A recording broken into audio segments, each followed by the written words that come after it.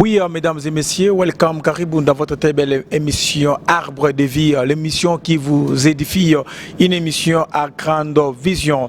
Comme d'habitude, je reçois l'hôte, le pasteur, le révérend, l'apôtre, le prophète Samuel Moukwashi, à qui je dis le bienvenu dans notre très belle émission, papa. Merci beaucoup, messieurs les journalistes. Moi, je suis toujours prophète. Quand il dit ça d'une manière de me présenter, mais sinon, nous allons très bien. Dieu nous fait grâce, on est là. Voilà. Et mesdames et messieurs, lui-même, c'est le prophète des nations, Samuel Moukwashi Kasongo. Papa, aujourd'hui, on doit toujours continuer avec les sujets concernant le père spirituel ainsi que leur fils spirituel. Aujourd'hui, le fils n'a pas droit à l'église par rapport à Nini Yakutoka Mukanisa. Et maintenant, nous voulons savoir entre le père et le fils, qui est d'abord l'agent causal, ma problème, moi, Mukanisa, pour que l'enfant puisse parvenir à Kutoka Mukanisa. Oui, je voulais dire, ce n'est pas seulement le père qui peut occasionner, qui peut aussi être la personne qui occasionne que le fils sort, ou ce n'est pas seulement le fils. Le problème, c'est qu'il faut peser des choses. Aujourd'hui, il y a aussi des fils, à eux, ils ont un esprit de rébellion, même si tu les gardes, il partira toujours. Mais il y a aussi des pères qui ne savent pas aussi gérer des fils. C'est que le père doit savoir, tous les fils ne sont pas obligés toujours de rester à tes pieds. Jésus a commencé avec 72, il a fini avec 11. C'est-à-dire qu'il y a des enfants que nous devons comprendre que Dieu les amène auprès de toi pour un temps. Mais si le temps sonne, Dieu peut permettre que cet enfant sorte, mais d'une manière normale, d'une voie normale. Maintenant, aujourd'hui, tu peux voir que tu es un enfant à l'église, tu es en train de l'encadrer, mais l'enfant aussi, le feu de connaître trop, le feu aussi d'être beaucoup combattu, parce qu'il y a aussi des pères qui combattent le fils. Il y a aussi des pères qui combattent le fils. Tu vas voir un fils qui a une grâce, et le père, au lieu d'encadrer la grâce d'un fils, mais il commence à combattre aussi la grâce d'un fils. C'est ce que j'avais dit, un père ne peut pas combattre le fils. Un père doit protéger le fils et aussi pousser un fils d'aller très loin. C'est-à-dire, il y a aussi des pères qui occasionnent des rébellions. Tu es un fils à tes pieds, tu vois qu'en lui il y a la grâce. Donne-lui le temps de s'exprimer, donne-lui aussi le temps de parler de la part de Dieu. On a des pères égoïstes. S'il prend la chair, un mois c'est un mois. Lui-même il prêche. Il y a certains pères qui font ça. Il y a des pères égoïstes. Quand il tient la chair, il peut les tenir même 2 mois, 3 mois. Lui-même il prêche. Donc, selon vous, il vous envoie dans les dévotions matinales. Mais tu as des fils, présente-le. Papa Moutoto, il doit se réjouir de la maison de son père. L'enfant doit se réjouir de la maison de son père. Moutoto, non, il doit connaître dans la maison de son père. Ne soyez pas aussi d'égoïste. Prenez aussi le temps à laisser aussi la chair à vos enfants spirituels de s'exprimer aussi, de présenter aussi la chose que votre Dieu a placée à eux. Mais qu'est-ce qui fait à ce qu'un père soit égoïste devant son fils spirituel? Il y a beaucoup de choses. Il y a beaucoup de choses que le père aussi peut être égoïste. Premièrement, si tu as un côté d'un père qui est cupide, un père qui aime trop l'argent, il ne peut pas vous laisser l'espace de vous exprimer. Il ne peut pas vous laisser l'espace. Vous devez savoir qu'un père doit aussi laisser un moment à ses fils de s'exprimer. C'est une joie d'avoir un fils qui parle, qui prêche, qui modère et qui présente aussi le Dieu de son père. Ne soyez pas des pères égoïstes qui enferment le fils. Voilà pourquoi aujourd'hui vous allez voir un fils se rebelle, ou soit il part commencer son œuvre, et tu vas voir l'immaturité d'un père spirituel. Il passe à la chair, il commence à maudire un fils. Ça aussi c'est une erreur, ou soit c'est l'immaturité d'un père. Moi, tel que je suis un père, c'est l'immaturité d'un père. Un père responsable, quand un fils part et il commence son œuvre, tu ne peux pas le maudire. Oh non, je te maudis, là où tu iras, tu n'iras pas. Papa, laisse cette histoire. Si le fils est rebellé et qu'il est parti, si il est allé faire ses histoires, si c'est pour Dieu, ça va aller. Si ce n'est pas pour Dieu, ça ne peut pas tenir. Mais un père responsable doit savoir gérer ses émotions. Tu ne peux pas commencer à faire la guerre froide à la chair. La chair est consacrée. Prêche la parole de Dieu. Tu ne peux pas commencer à faire une guerre froide à la chair avec ton fils spirituel, parce qu'il est parti. Non, laisse-lui partir.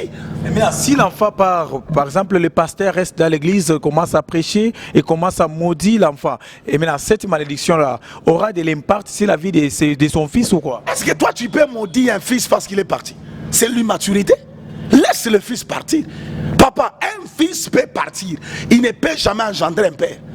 Un père reste un père. Si le fils part, il va engendrer ses fils. Il ne peut jamais engendrer un père. Mais le père est capable encore d'engendrer encore de fils.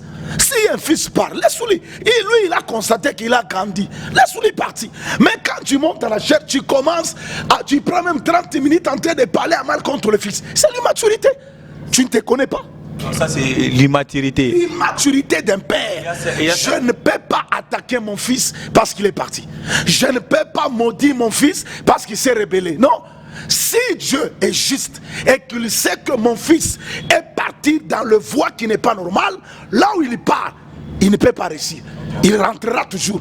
Mais ce n'est pas moi. J'ai même sur le Facebook. Oh, non, c'est l'immaturité. Un père ne peut pas prendre. Il y a des pères qui prennent même 30 minutes à la chair en train de maudire. J'étais maudit. Oh, là où il est, il fera ça. Mais alors, si Dieu fait autre chose que ce que tu as dit, ce n'est pas nos paroles qui vont faire que Dieu les maudit. Mais c'est la manière que le fils est sorti. Il est sorti dans quelle dimension? Dans quelle manière? Si il est sorti dans des dimensions dans le voie qui n'est pas normal, Dieu va s'en charger de lui. Toi, continue à encadrer encore d'autres fils. C'est ça. Ok, papa, nous voulons aussi savoir concernant le père spirituel et aussi les pères biologiques. Aujourd'hui, les enfants commencent à respecter leur père spirituel de plus que leur père biologique. Par des fois aussi, on a mis poster ça, non, mais pour poster son père spirituel, ça devient compliqué. C'est match ou anniversaire et aussi hommage quand la coupe. Et maintenant, quelles sont les stratégies? Vous savez qu'il y a des pères spirituels qui veulent qu'on les appelle des pères, mais eux aussi n'ont pas de père. Il y a certains pères spirituels. Il y a des pères spirituels, il insiste qu'on l'appelle père, mais lui aussi n'a pas un père. Papa, ouais, écoulé, ou Babo Aïman, tu as déjà fait des problèmes avec ton père. Tu vois, tu n'as jamais arrangé avec ton père spirituel. Tu as des dégâts avec lui. Vous ne vous parlez pas. Mais tu veux que le fils le fils qui soit avec toi puisse aussi te respecter. Un bon père doit aussi avoir une bonne alignement. Tu dois avoir une bonne alignement. Tu ne peux pas. Là, tu as des problèmes avec ton père spirituel, mais tu veux encore ici que le fils aussi. Non. Tu dois d'abord avoir une bonne relation avec celui qui t'a engendré dans la foi, afin que les autres aussi que tu engendres puissent aussi avoir une bonne relation avec toi. Mais pourquoi beaucoup d'enfants, les fils spirituels, vous respectez beaucoup plus les pères spirituels de plus que leur père biologique? C'est ça le rêve. Vous devez savoir le respect d'abord. La Bible dit: honore ton père et ta mère afin que tu vives longtemps. Ça, c'est la loi de la longévité. C'est-à-dire, sur la terre, tu dois d'abord premièrement honorer celui qui t'a engendré. Dans le monde spirituel, il y a des hommes que Dieu a établis, nos pasteurs, nos pères spirituels. Et aussi, tu ne peux pas beaucoup honorer ton père spirituel que honorer ton père biologique. Parce que le père spirituel, il t'a rencontré dans le chemin. Mais le père biologique, il t'a donné naissance. Tu respectes trop celui qui t'a rencontré que de respecter celui qui t'a amené. Parce que c'est le père spirituel, lui il t'a rencontré. Il ne t'a pas mis au monde, il t'a rencontré parce que tu es vivant. Si tu n'étais pas vivant, il ne pouvait pas te rencontrer. Mais le père biologique, lui t'a donné. Et t'a amené sur la terre pour que le père spirituel te rencontre. Aujourd'hui, vous abandonnez vos pères biologiques pour s'intéresser au père spirituel. Ce sont des erreurs. Hein? Ce sont des erreurs. Tu dois d'abord honorer Baba Kouaïma, ton père spirituel. Tu lui achètes tout, le vêtement, mais ton père biologique qui t'a mis au monde, tu ne sais pas d'abord l'honorer. Tu dois équilibrer les choses. Tu dois aussi satisfaire tout le monde. Oui, le père spirituel prie pour toi. Le père biologique t'a donné naissance. Équilibre les choses. Équilibrez les choses. Vous voulez beaucoup honorer vos pasteurs que honorer vos pères qui vous ont engendré. Aujourd'hui, regardez, les gens donnent beaucoup à l'église. Les gens donnent des vêtements à l'église, donnent de l'argent à l'église. Mais regarde la maison de ta mère. Regarde la façon que ta mère dort. Regarde la façon que ton père dort. Est-ce que tu sais que ce que tu fais là, c'est une bénédiction? Comment tu peux négliger celui qui t'a donné naissance et de s'intéresser de celui qui t'a rencontré? Ce sont des erreurs que nous faisons. Et tu vas voir un père irresponsable, spirituel, être en train de décourager un fils de ne pas aimer ses parents. De ne pas aimer ses parents. Non. Oh, ton père est sorcier. Ta mère est sorcière. Moi, je ne refuse pas. Ton père peut être sorcier. Ta maman peut être sorcière. Je ne refuse pas. Est-ce que c'est ce qui peut être à la base de les abandonner? Jamais. Alors, la sorcellerie, c'est une maladie, non? On peut la guérir par la prière. Oui, oui. On peut la guérir par la prière. Il ne faut pas se séparer de tes parents à cause de la sorcellerie. Alors, toi, tu te sépares de tes parents à cause de la sorcellerie, mais à l'église, tu soutiens ton pasteur. C'est grave. Et maintenant, là-bas, c'est juste que les enfants ont peur de la sorcellerie ou soit c'est les pasteurs qui vivent ces avantages. Qu'on les communique les enseignements, papa. On ne peut pas avoir peur de la sorcellerie, non.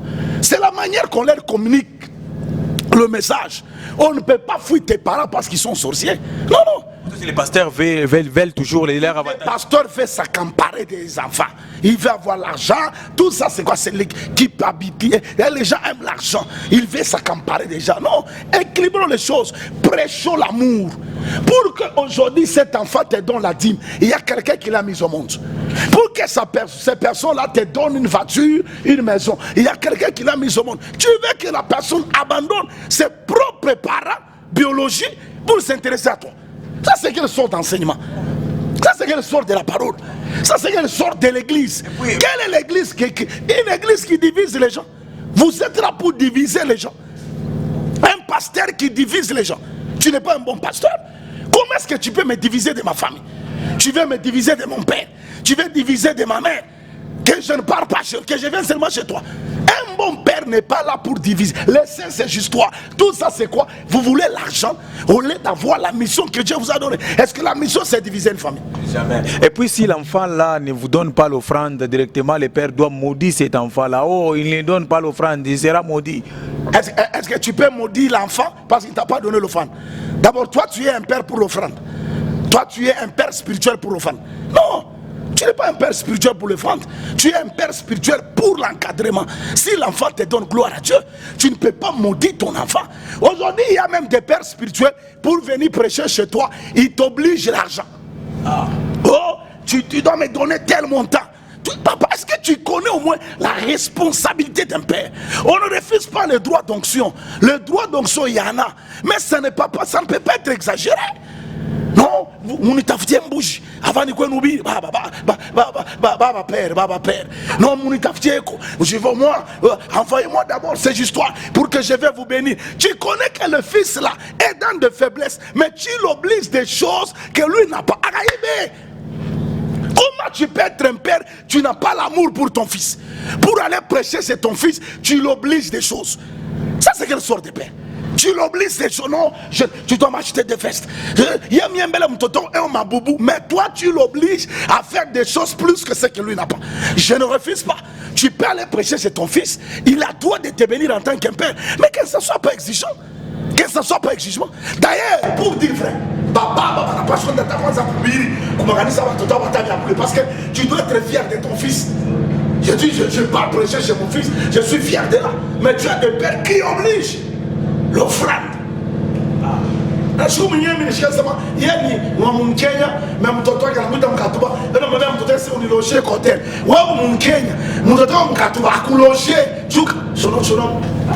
Voilà, mesdames et messieurs, papa, tu es bien, papa. Et maintenant, quelle est d'abord votre suggestion ou soit votre conseil concernant les pères qui maudissent leur fils spirituel une fois son fils, sa grâce a commencé à manifester et son fils a pris la décision et maintenant, face à ces genres de situations, en tant que vous, le prophète des nations, quels sont les conseils de conseils? Un père ne peut jamais maudire son fils. Vous devez savoir, cher père, tout le fils qui vient à nos pieds ne sont pas finalement, il ne peut, leur finalité, c'est Dieu qui connaît. Et moi, je ne permets pas un fils de sortir. Un fils peut sortir, faire l'église. Je ne refuse pas. Il peut sortir.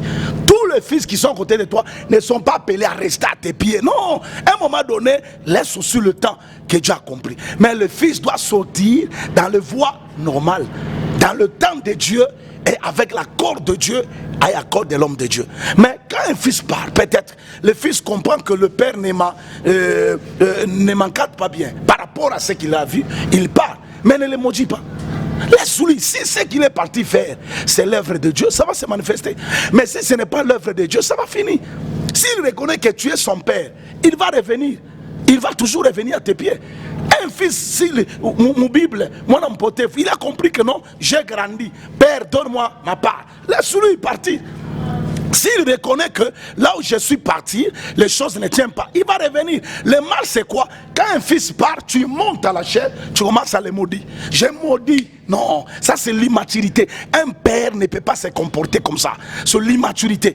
Et même le fils, là où il est, c'est dès qu'il écoute que non, papa a pris au moins 10 minutes, il m'a maudit, il a parlé à la chair. Le fils là va se dire non, il va se frapper à la poitrine. Non, non, tu vois, j'ai amené un vide dans le cœur du père. Voilà pourquoi il commence. Non, soyez des pères matures, soyez des pères responsables. Un fils peut partir, gère l'attitude d'un père. Sois calme.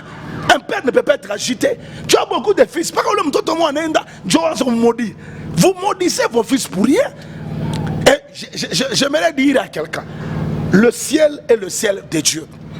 La terre, Dieu l'a donné au Fils de l'homme. Ce n'est pas dire que comme on a choqué à mon non. Ce n'est pas nos cœurs qui vont changer la bénédiction de Dieu sur la vie de la personne. Non, non, non. Laisse Dieu faire son travail. Ne prends pas de temps à maudire tes fils sur la chair. C'est l'immaturité. C'est l'immaturité. Donc il y a certains pères spirituels qui sont immatures. Ils sont immatures. Quelqu'un parle, tu commences à les maudire. Au lieu de prêcher, tu prends 30 minutes en train de parler pour le fils qui est parti. Papa. Et puis ce qui est mal, ce qui est très grave, tu mets même sur les réseaux sociaux, tu écris même trop tard, la malédiction t'atteindra. C'est sur l'immaturité. Un père ne peut pas se comporter comme ça. Un père doit être responsable. C'est pourquoi on appelle père. Papa, quand un père perd un enfant, le père reste le père. Quand un père peut perdre même 3 fils, 4 fils, son nom ne peut pas changer. On va toujours l'appeler qui? Père. Mais si le fils perd un père, on va l'appeler comment? Allah. C'est-à-dire que je ne peux pas regretter parce que le fils est parti. Mon nom reste le père. Mais dès que le fils lui part, son nom va changer. On va l'appeler orphelin. Alors pourquoi tu es agité quand un fils part? Il y a certains pères qui sont agités. Agités, commencent même à les maudire. Non, il est maudit. Non, ne le saluez pas. Oh, ça c'est un père responsable. Il ne connaît pas sa mission. Tu prends même la prédication. Tu commences même à former la prédication pour ton fils. On forme aussi des prédications, on fabrique. En grand niveau, tu commences même à former une prédication pour bombarder ton fils. Est-ce que ça c'est quel genre d'immaturité? Tu passes même aux réseaux sociaux pour parler de ton fils. Ça c'est quel genre d'immaturité? Cher fils, si vous constatez des choses pareilles, lui là ce n'est pas un père. C'est qui? Ah là là là là là, il n'est pas un père. Son nom d'abord. Moi tel que je suis ici et qu'un fils se rebelle. Papa, il y a mon tonton à la coméa. Mini, anenda, mini, mulaini, mini. Ça, papa, tu vas clôturer l'émission. Gloire à Dieu. Moi, je ne peux pas prendre mon temps et maudire à la chair. Ok, papa, nous voulons clôturer cette émission. Nous voulons savoir, les pères qui sont cette habitude-là et de maudire leurs enfants. Parce que moi, le prophète des grandes nations. Et maintenant,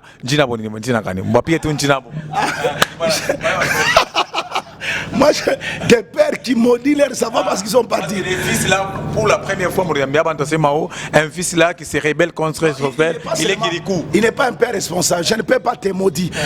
La séparation est normale. J'ai dit ceci. La séparation est normale. Vous voyez? Même tel qu'on est ici, mais c'est les journalistes. Demain, on peut se séparer. Oui. Ce n'est pas dire que si on se sépare, on doit se maudire. Non, la séparation est normale. On peut se séparer. On n'est pas obligé de rester longtemps avec toi. Demain après demain. Mais que ce ne soit pas une séparation de oh, je t'ai maudit. Comme toi, tu étais avec moi dans des émissions. Tu es maudit. Les micros que tu toucheras, maudit. Je ne suis pas une bonne personne. Je dois mettre dans ma tête que la séparation existe. Les gens se marient, se divorcent. La séparation est là. L'autre s'est séparé d'Abraham. La séparation existe. Ok, comme l'autre fois, dans l'émission dernière, vous avez dit que si un fils aime être père spirituel, lui c'est le Kirikou. Eh bien, nous voulons savoir, les pères aussi, leur titre c'est quoi? Et pour clôturer l'émission. À la prochaine émission, nous allons parler de ça. Bah, je dis au revoir.